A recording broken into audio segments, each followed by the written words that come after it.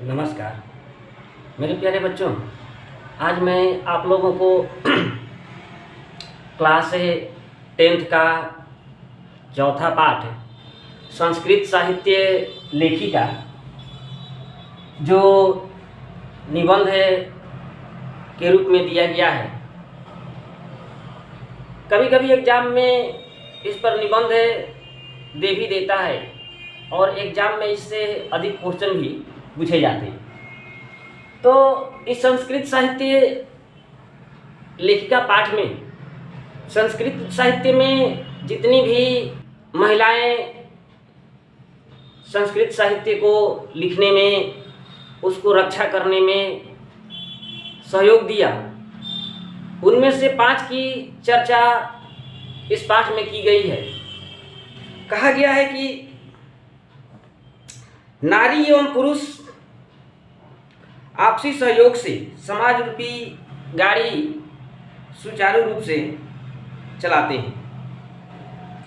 कह रहा है कि नारी और पुरुष दोनों मिल करके इस समाज रूपी गाड़ी को चलाते हैं। ये ट्रेन के 2 लाइन होते हैं, माता और पिता, नारी और पुरुष। ट्रेन के 2 पटरियां होती हैं और बच्चे जो होते हैं उन दोनों पटरियों को जोड़ करके आपस में, उन दोनों पटरियों को आपस में जोड़ करके रखते हैं।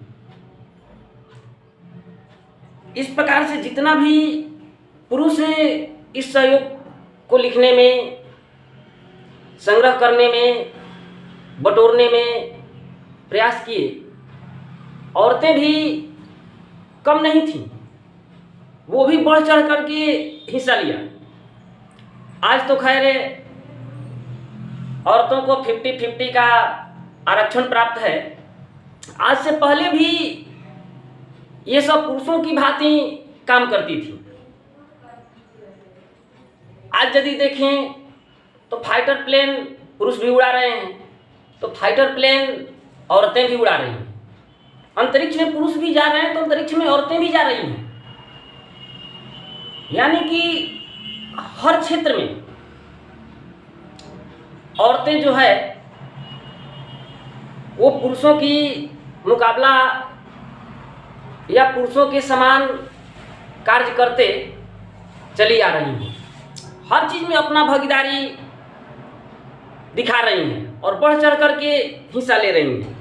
संस्कृत वाङ्मय में एक से एक महान विदुषी हुई। कह रहा है कि संस्कृत महाकाव्य में एक से एक महान विदुषी हुई। मीन्स औरत को विदुषी कहते हैं, विद्वान विदुषी, जिन्होंने नारी जगत का सिर ऊंचा किया है। संस्कृत साहित्य में प्राचीन काल से ही साहित्य स्मृति में स्त्रियों का योगदान रहा है।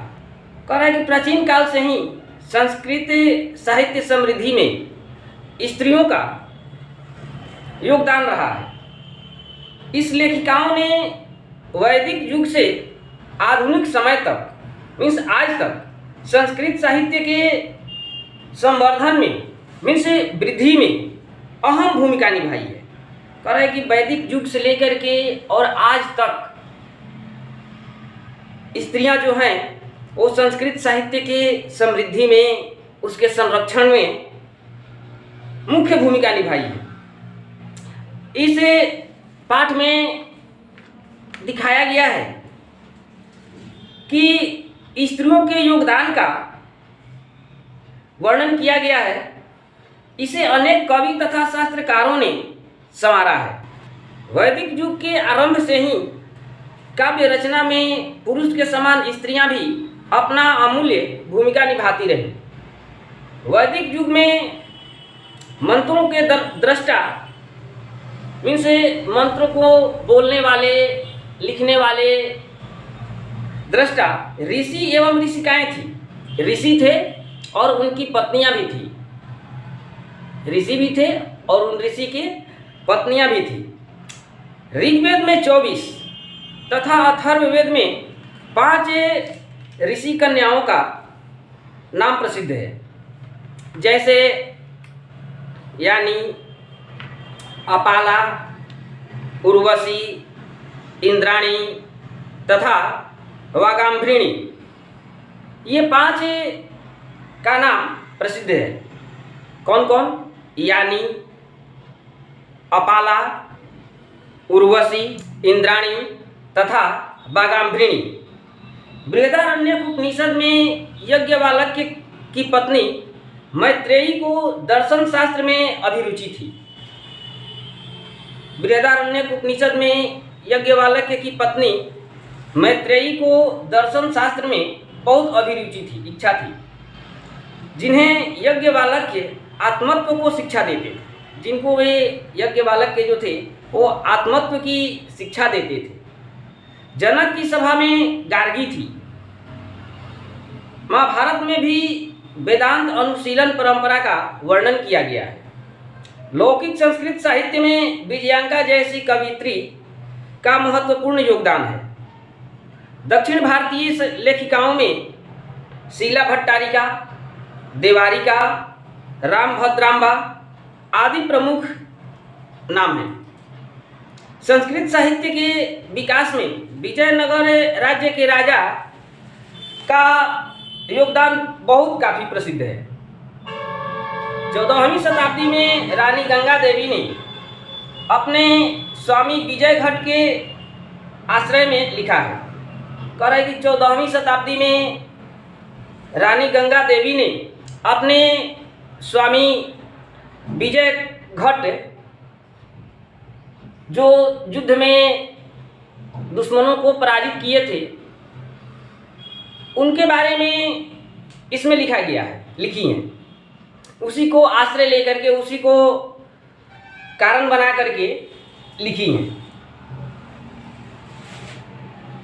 16वीं शताब्दी में अच्युत राय की रानी तिरुलांबा ने वरदाम्बिका परिणय नामक विशाल चंपू काव्य की रचना की। कह रहा है कि 16वीं शताब्दी में अच्युत राय की रानी तिरुलांबा ने वरदाम्बिका परिणय नामक विशाल चंपू काव्य की रचना की। इसमें संस्कृत गद्य की छटा तथा पद ललित्य की शोभा अति रमणीय है। कह रहा है कि उस गद्य की शोभा जो है, पद की शोभा जो है, वो बहुत सुंदर है और रमणीय है, देखने योग्य है। उसमें लंबे समासिक पदों का प्रयोग हुआ है। वो ऐसा पुस्तक है, काव्य है, जिसमें संस्कृत के लंबे लंबे शब्द दिए हुए हैं और उसमें समासिक पदों का प्रयोग बहुत काफ़ी हुआ है। आधुनिक काल में संस्कृत लेखिकाओं में पंडिता क्षमा राव, कह रहे कि इस समय के संस्कृत लेखिकाओं में पंडिता क्षमा राव 1890 से 1953 ईस्वी तक नाम की विदुषी अति प्रसिद्ध है। उस समय आधुनिक काल में संस्कृत लेखिकाओं में पंडिता क्षमा राव नाम की विदुषी बहुत प्रसिद्ध थी। उन्होंने अपने पिता के जीवन चरित्र को शंकर चरितम में वर्णन किया। उन्होंने क्या किया कि अपने पिता को देख करके, उनके चरित्र को देख करके उसी पर शंकर चरितम में वर्णन किया है। उनका जीवन चरित्र को शंकर चरितम काव्य में वर्णन किया है। उन्होंने गांधी दर्शन से प्रभावित होकर सत्याग्रह गीता, मीरा लहरी तथा मुक्तावली आदि की रचना की। इस समय लेखन कार्य में पुष्पा दीक्षित, बनमाला भवालकर, मिथिलेश कुमारी मिश्रा आदि कवयित्रियों या आदि कवयित्रियाँ संलग्न हैं, लगी हुई हैं। तो इस प्रकार की औरतें आज भी हैं और पहले भी थी। इस प्रकार से आगे अगला पाठ है संस्कृत और हिंदी अर्थ व्याख्या सहित समझाने का प्रयास करूंगा और आशा करूंगा कि आप लोग अपना अपना बुक खोल करके बैठें और उसको देखते हुए यदि सुने तो ये बहुत अच्छा होगा। देखते हैं चतुर्थ पाठ है, चौथा पाठ है, संस्कृत साहित्य लेखिका है। संस्कृत साहित्य की लेखिका कह रहा है कि समाजस्य यानम पुरुषैः नारीभिश्च चलति। कह रहा है कि समाजस्य यानम, समाज की गाड़ी, पुरुषैः नारीभिश्च चलति, पुरुष और नारी के सहयोग से चलता है। यानी कि समाज की गाड़ी जो है वो स्त्री और पुरुष दोनों के मेल से चलता है। साहित्यपि उभयोः समानं महत्व। कह रहा है कि साहित्यपि, साहित्य प्लस अपि, साहित्यपि इस साहित्य में भी उभयोः समानं महत्व, साहित्य में भी दोनों का मीन्स स्त्री और पुरुष दोनों का समान महत्व है। अधुना सर्वभाषासु साहित्य रचनायां स्त्रियोपि तत्पराः सन्ति यशश्च लभन्ते।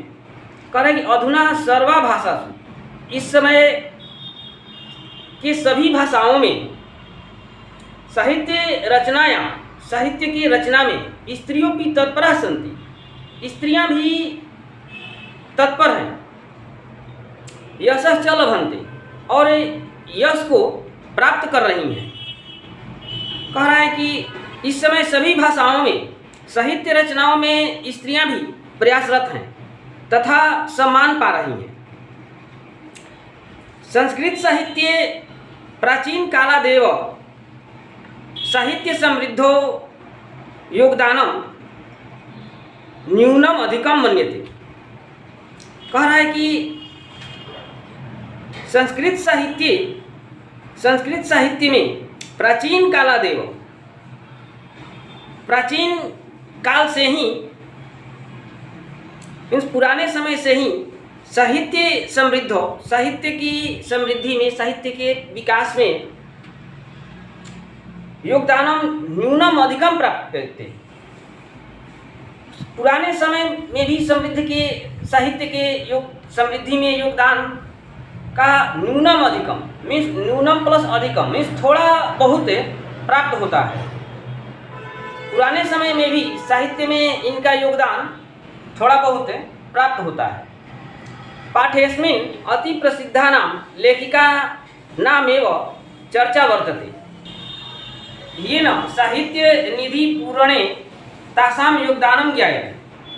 कह रहे कि पाठे प्लस अस्मिन् प्लस अति प्रसिद्धानां, कह रहे कि इस पाठ में अति प्रसिद्ध लेखिका नामेव, अधिक प्रसिद्ध लेखिकाओं का नाम की ही चर्चा की गई है। ये ना जो साहित्य निधि पूर्णे, जो साहित्य की निधि मीन्स खजाना, जो साहित्य के खजाना को पूरा करने में या भरने में तासाम योगदानम ज्ञायते, उनका योगदान मालूम पड़ता है। इस पाठ में उन्हीं की चर्चा की गई है जिनका कि संस्कृत साहित्य के खजाने को भरने में महत्वपूर्ण योगदान प्राप्त होता है। आगे देखेंगे, विपुलम संस्कृत साहित्यम विभिन्न कविभिः शास्त्रकारैश्च संवर्धितम। कह रहा है कि विपुलम संस्कृत साहित्यम, विशाल संस्कृत साहित्य को विभिन्न कवि भी, अनेक कवियों और शास्त्रकारैश्च और शास्त्रकारों के द्वारा संवर्धितम मीन्स बढ़ाया गया है। विशाल संस्कृत साहित्य को अनेक कवियों और शास्त्रकारों के द्वारा बढ़ाया गया है। वैदिक कालादारभ्य शास्त्राणां काव्यानां च रचने संरक्षणे च यथा पुरुषः दत्ताचितः अभवन् तथैव स्त्रियोऽपि दत्तावधानाः प्राप्यन्ते। कह रहा है कि वैदिक कालादारभ्य, वैदिक तोड़ देंगे तो वैदिक कालात प्लस आरभ्य मीन्स वैदिक काल के आरंभ से ही शास्त्राणाम काव्यानांच, शास्त्राणाम शास्त्रों का और काव्यों का शास्त्रों का और काव्यों का रचने संरक्षण रचना करने में और उनको संरक्षण करने में यथा पुरुषा दत्ताचिता है, जिस प्रकार पुरुषों का योगदान है, अभवन योगदान प्राप्त हुआ है, तथैव तथा प्लस एव उसी प्रकार स्त्रियों प्लस अपि स्त्रियां भी दत्ता धावना है प्राप्यन्ते, उसी प्रकार स्त्रियां भी तत्पर दिखीं या उसी प्रकार स्त्रियां भी तत्पर थीं। वैदिक युगे वैदिक काल में मंत्राणाम दर्शका मंत्रों के रचयिता न केवल ऋषय प्रत्युत ऋषिका अपि सन्ति। वैदिक काल में युग में मंत्रों के रचयिता या मंत्रों के वक्ता न केवल ऋषय न केवल ऋषि थे प्रत्युत, बल्कि ऋषिका अपि सन्ति, ऋषिकाएं भी थी। ऋग्वेदे चतुर्विंशति अथर्ववेदे च पंचा ऋषिका मंत्र दर्शन वत्यो निर्दिश्यन्ते यथा यमी अपाला उर्वशी इंद्राणी वागाम्भृणी इत्यादयः। कह रहा है कि ऋग्वेद में चतुर्विंशति है, तोड़ देंगे तो हो जाएगा चतुर्विंशति है, प्लस र है तो र का विसर्ग हो गया, इससे अ निकल गया, चतुर्विंशति अथर्ववेदे।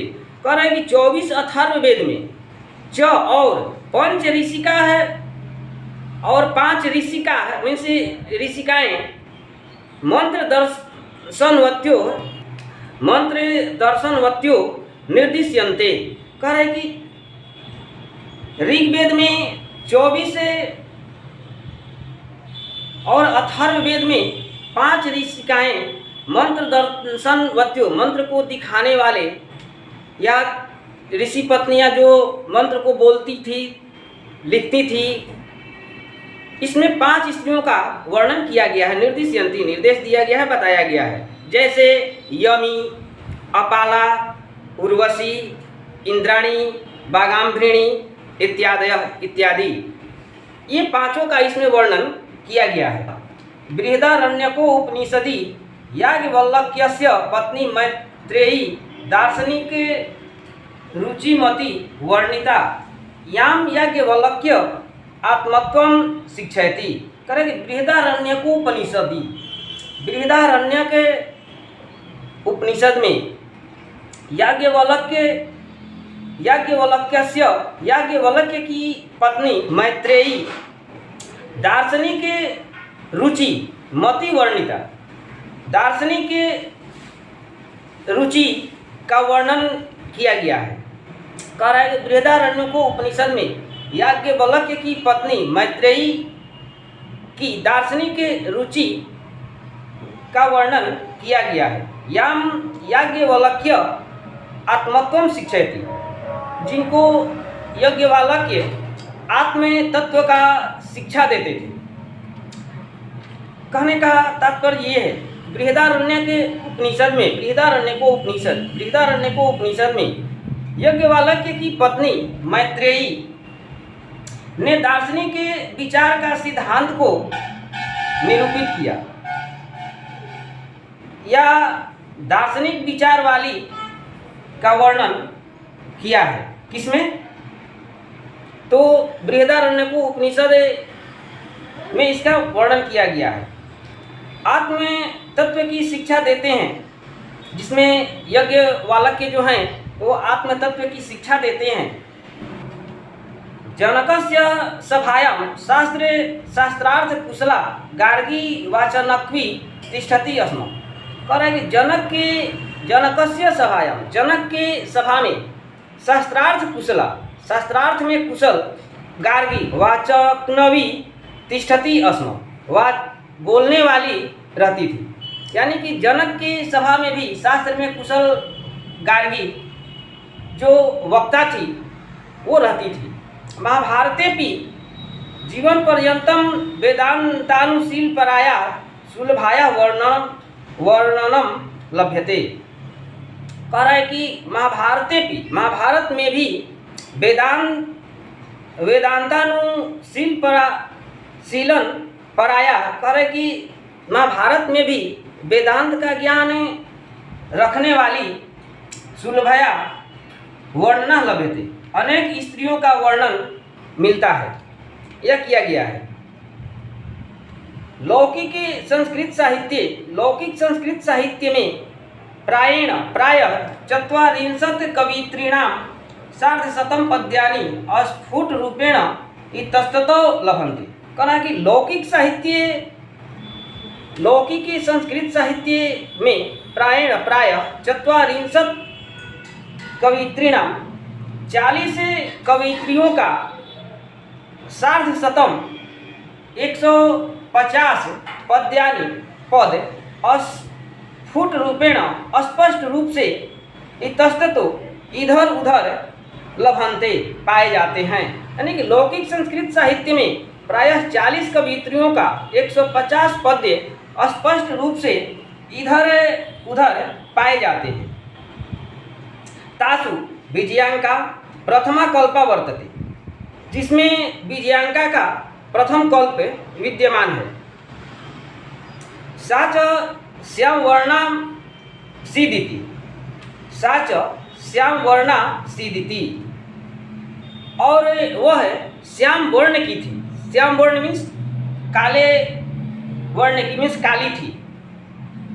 पद्यनानेन स्फुटी भवति, इसे श्लोक से स्पष्ट होगा, इस श्लोक से स्पष्ट होता है। तो देखेंगे इस श्लोक से क्या स्पष्ट होता है, देखेंगे।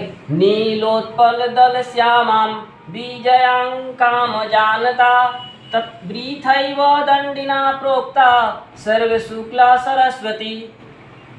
देखेंगे नीलोत्पल दल श्यामां, इसको तोड़ देंगे तो नील प्लस उत्पल दल प्लस श्यामां, नीलोत्पल दल श्यामां बीजयांकाम जानता वृथैव दंडिना प्रोक्ता सर्व शुक्ला सरस्वती।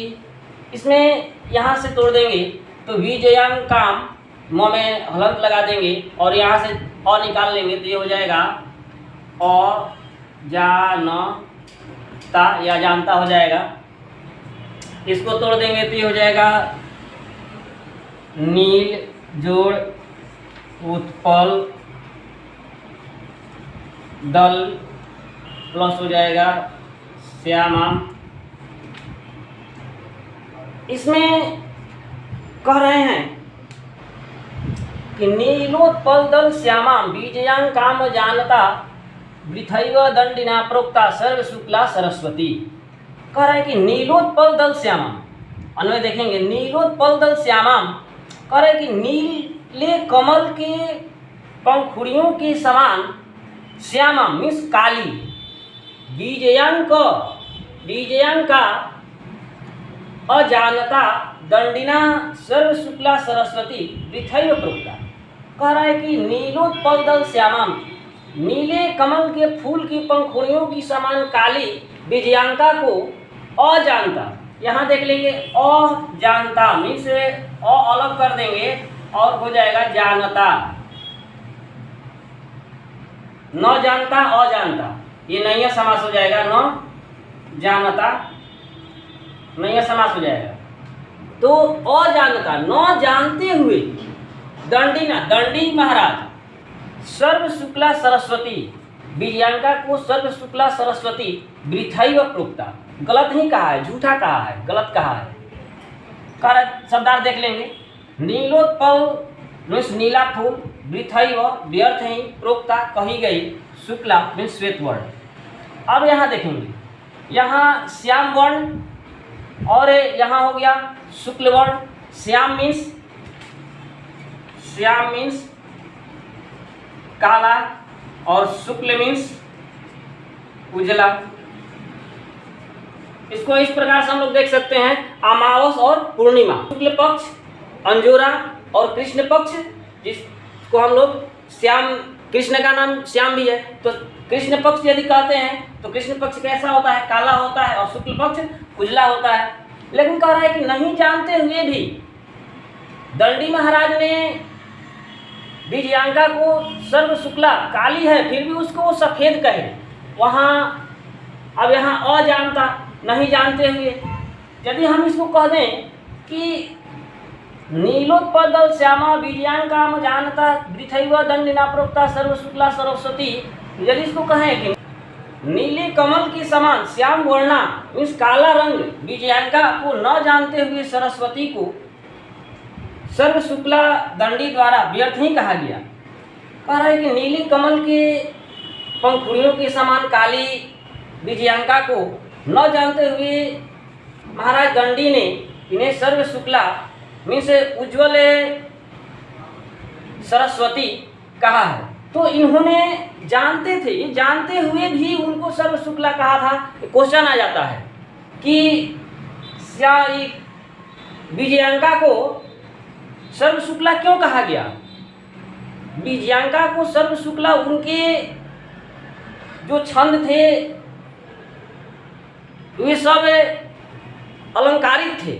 उनके छंद में, उनके दोहे में इतना रस टपकता था, इतना मधुर था कि उनके मधुरता को, उनके शब्द के रस को देखते हुए, उनके भावों को देखते हुए उन्होंने उनके द्वारा की गई जो रचना थी उस रचना को सर्व शुक्ला दंडी ने कहा है। उनकी रचना को सर्व शुक्ला कहा गया है, न कि उनको कहा गया है। उनका जो रचना था उसको कहे थे। वो जानते थे कि बीजांका जो है वो काली है, लेकिन बीजांका को ही, यानी कि बीजांका द्वारा रची गई रचना, तो रचना को कहेंगे तो बीजांका को ही कहेंगे। इसलिए उन्होंने बीजांका को क्या कहे हैं? तो सर्व शुक्ला सरस्वती। किसको कहे हैं? तो बीजांका को, बीजांका को सर्व शुक्ला सरस्वती कहे हैं। आगे हम लोग जान चुके हैं कि बीजांका को ही दंडी महाराज ने सर्व शुक्ला सरस्वती कहा था। तो एक हमेशा क्वेश्चन पूछ देता है, ध्यान रखेंगे। कह रहा है कि तस्याः काला, उसका समय, अष्टम शतकम इति अनुमीयते। कह रहा है कि तस्य काला, उसका समय, अष्टम शतकम 800 इति, इस तरह अनुमीयते, अनुमान किया जाता है। कह रहा है कि उसका समय 800 के आसपास अनुमान किया जाता है। चालुक्य वंशीयस्य, चालुक्य वंश की चंद्रादित्यस्य राज्ञी, चंद्रादित्य की रानी विजय भट्टारिकैव विजयांका इति वहवो मन्यते। कह रहा है कि चालुक्य वंशीयस्य, चालुक्य वंश के चंद्रादित्यस्य राज्ञी, चंद्रादित्य की रानी विजय भट्टारिका प्लस एवं विजय भट्टारिका को ही विजयांका इति, विजयांका बहवो मन्यते, बहुत लोग मानते हैं। यानी कि चालुक्य वंश की चंद्रादित्य की पत्नी रानी विजय भट्टारिका को ही बहुत से लोग विजयांका मानते हैं। किंच, लेकिन शीला भट्टारिका, देवकुमारिका, रामभद्रांबा प्रभृतयो इत्यादि दक्षिण भारतीय संस्कृत लेखिका स्वस्फुट पदई प्रसिद्धा। कह रहा है कि लेकिन शीला भट्टारिका, देवकुमारिका, रामभद्रांबा प्रभृतयो इत्यादि दक्षिण भारत के संस्कृत लेखिका स्वस्फुट पद, अपने स्पष्ट पदों के द्वारा या कविताओं के द्वारा प्रसिद्ध है। इसको इस प्रकार कह सकते हैं। लेकिन शीला भट्टारिका, देवकुमारिका, राम भद्रांबा आदि दक्षिण भारतीय संस्कृत लेखिका या संस्कृत प्रिय स्त्रियां अपने अस्पष्ट पदों के द्वारा प्रसिद्ध हैं, या भारतीय संस्कृत लेखिकाओं की कविताएं प्रसिद्ध हैं। आगे देखेंगे, विजयनगर राज्यस्य नरेशः, विजयनगर राज्य के राजा संस्कृत भाषा संरक्षणाय, संस्कृत भाषा की संरक्षण के लिए, सुरक्षा के लिए या संस्कृत भाषा को बचाने के लिए कृत प्रयासा आसन्निति विदितमेव। कह रहे कि विजयनगर राज्य के राजा ने संस्कृत भाषा संरक्षणाय, संस्कृत भाषा की रक्षा के लिए जितना प्रयास किया वह ज्ञात ही है, वह जानकारी होता है, प्राप्त होता है। तेषां अन्तः पूरे पी संस्कृत रचना कुशला राज्ञयो भवन, तेषां अन्तः पूरे पी, उनके अंतःपुर में, मीन्स उनके गांव में, उनके राज्य में संस्कृत रचना कुशला, संस्कृत के कुशल रचनाकार हुए, उनके राज्य में या उनके घर में संस्कृत के कुशल रचनाकार हुए। चतुर्दश शतकम, 14वीं शताब्दी में राज्ञी गंगा देवी मधुरा विजयम इति महाकाव्यम स्वस्वामिनो मधुरै विजय घटनामाश्रित्य आचरयित। कह रहा है कि कंपन रायस्य, कंपन राय के 14वीं चतुर्थ शतकम, 14वीं शताब्दी में कंपन राय की रानी गंगा देवी मधुरा विजयम नामक इति महाकाव्यम नामक महाकाव्य स्वस्वामिनो, अपने पति, अपने मालिक की मधुरई विजय घटना, मधुरई युद्ध में जो उनकी विजय हुई थी उस घटना को आश्रित्य, आश्रय ले करके अरचयत, रचना की। तत्रालंकाराणां सन्निवेशः अवार्जको वर्तते, उसका अलंकार जो है, उसमें अलंकारिक रूप जो है वो बहुत सुंदर है, उसमें अलंकार का है समानिवेश जो है वो बहुत सुंदर तरीके से किया गया है। तस्मिन्नेव राज्ये षोडश शतके शासनम कुर्वतः, उस राज्य में वे 16वीं शताब्दी तक राज करते रहे, वे उस राज्य में 16वीं शताब्दी तक राज किए। अच्युत रायस्य राज्ञी, अच्युत राय की रानी, अच्युत राय की पत्नी तिरुमलांबा ने वरदाम्बिका परिणय नामक, वरदाम्बिका परिणय नामकम, वरदाम्बिका परिणय नामक प्रौढ़म चंपू काव्यम रचयत। वो वरदाम्बिका परिणय नामक बृहद चंपू काव्य की रचना की। तत्र संस्कृत गद्यस्य, जिसमें संस्कृत गद्य की छटा में शोभा, समस्त पदावल्या ललित पद विन्यासेन चातीव शोभते, उनके संस्कृत गद्य की छटा, शोभा समस्त पदावलियों का ललित पद विन्यासेन, और उसके सुंदर पद विन्यास की शोभा अति शोभते, बहुत शोभता था। इसको इस प्रकार से कह सकते हैं कि अच्युत राय की रानी तिरुमलंबा ने वरदाम्बिका परिणय नामक विशाल चंपू काव्य की रचना की।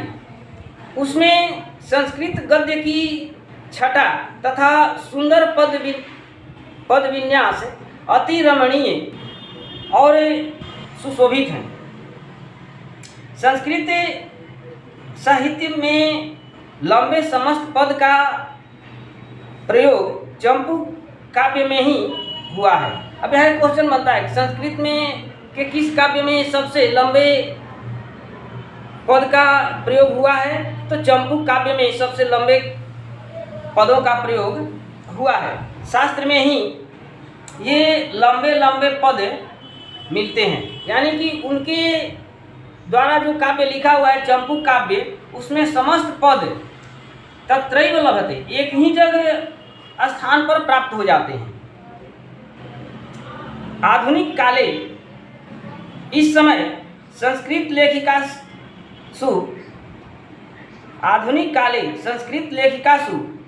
इस समय संस्कृत लेखिकाओं में पंडित क्षमाराव नामधेया विदुषी नाम की विदुषी 1890 से 1953 ईस्वी के आसपास अतीव प्रसिद्धा, बहुत प्रसिद्ध थी। तया स्वपितुः शंकर पांडुरंग पंडितस्य महता विदुषो जीवनचरितं शंकरचरितम् इति रचितम्। तयो स्वपितु, वो अपने पिता शंकर पांडुरंग पंडित के महान विद्वता पर उनके जीवन चरित्र शंकर चरितम नाम से लिखी, या इसको इस प्रकार से भी कह सकते हैं कि उन्होंने अपने पिता पंडित शंकर पांडुरंग की महान विद्वता तथा जीवन चरित्र पर शंकर चरितम नामक ग्रंथ की रचना की। गांधी दर्शन से प्रभावित होकर सा सत्याग्रह गीता,